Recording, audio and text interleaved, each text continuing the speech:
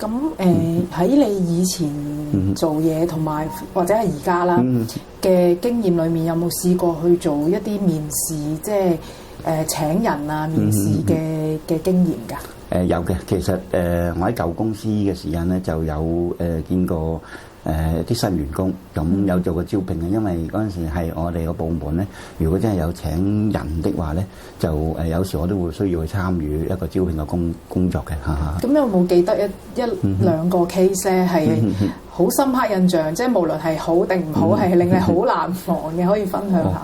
其實有一個我記得咧，都幾可以叫佢有趣啦。咁因為有個男同事嚟嘅，即係一個男仔就應徵。咁其實通常去面試，咁同埋HR 嘅同事一齊去啦。咁通常都有一個問題會問嗰個新嘅同事咧，就話你對我哋公司有啲咩認識啊？咁樣。咁通常其他嘅同事都會答譬如你間公司嘅架構啊。係咩個類型嘅工作咁？其中一個男仔個同事覺得佢會問一個問題咧，可能佢最近睇到一啲娛樂新聞或者一啲新聞就關於我哋間公司嘅 CEO 嘅一啲嘅趣聞咁樣。咁佢喺個時間就提出呢啲咁趣聞咧，其實我當時同 HR 嘅同事都覺得點樣回應佢好，因為其實呢啲係好 personal 好私人嘅 CEO 嘅問題咧，咁變咗喺呢啲情況，我哋覺得希望盡量避免咯。即係如果將來應徵嘅同事咧，即係嘅朋友咧，就盡量少提一啲關於一啲好 personal 嘅問題，因為如果呢啲問題去到面試嘅時間咧，佢哋覺得好似好狹窄咯。即係你講啲問題就係唔得，係一個好闊嘅答案嚟咯。咁我希望呢樣嘢其實係一個樂趣，係一個趣事，但係咧就都係一個戒心，因為背後之後我哋同 HR 傾翻都係唔提嘅，會咁樣答呢啲問題啊。係咪都完全？即係將嗰個問呢個問題嗰位嘅應徵者都已經覺得唔會再考慮佢㗎啦。呢個係好微嘅 factor，但係咧就始終佢嘅才能啊，佢自己一個學識背景都係重要嘅考慮之一嚟嘅。呢個即係話一啲好孖，譬如有一個比較嘅時間咧，就會係呢個係為一個唔好嘅印象咯。呢個應徵者大約係咩年紀嘅？當其時都廿歲到啦。都係好後生。啱啱 fresh grad 嘅同事啦。好。咁喺你工作嘅生涯裏面咧，有冇一啲對你影響好深遠嘅人，你可以分享下？其實我覺得係我第一份工，即係我入電信公司嘅老闆啦，即係第一個老闆，我嘅頂頭上司，就我覺得都對我幾有深遠。原因咧就啱啱出嚟做嘢，其實有一單嘅 case 咧，我自己覺得就有啲錯失嘅。咁亦都有機會影響到嗰個利潤嘅收入咁樣。咁喺個時間咧，呢個上司就俾咗機會我，即係佢因為呢啲咁嘅過失有機會就會可能會係令至要開除啊之類咁樣，但係佢冇咁做。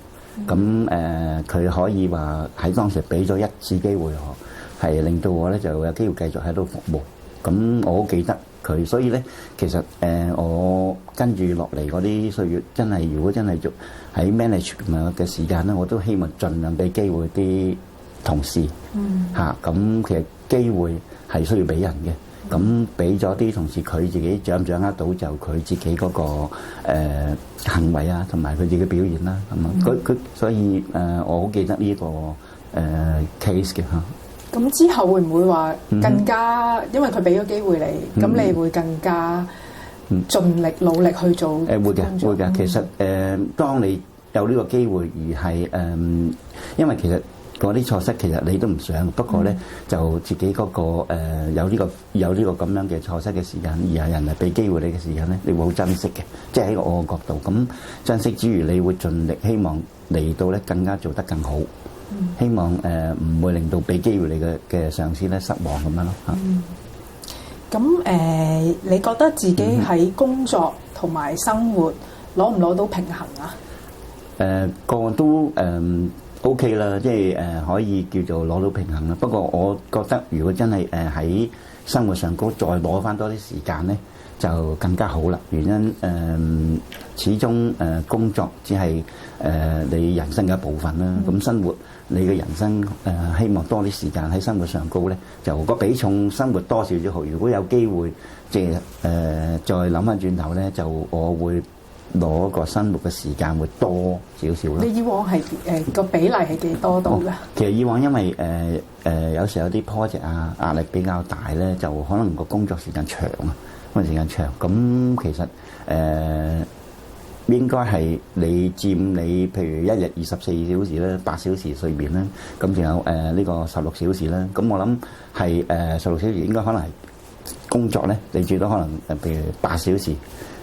即係8同8就唔好超過8小時咯，因為有時工作你由朝頭早8點做到可能夜晚8點已經12小時㗎啦嘛，咁希望盡量喺8小時裏邊咧就完成咗呢個工作咁咯，咁就我諗會好啲咯，更加少更加好。以前就唔係嘅，以前長有時會長啲嘅原因，你個工作需要有啲嘢要係負責啦，咁你會希望完成咗佢啦，咁會盡量咧就放長自己嘅時間。咁我覺得呢個係不過當時你可能亦都冇辦法係唔係咁做，因為你要fulfill到嗰個 schedule 咁樣咯嚇。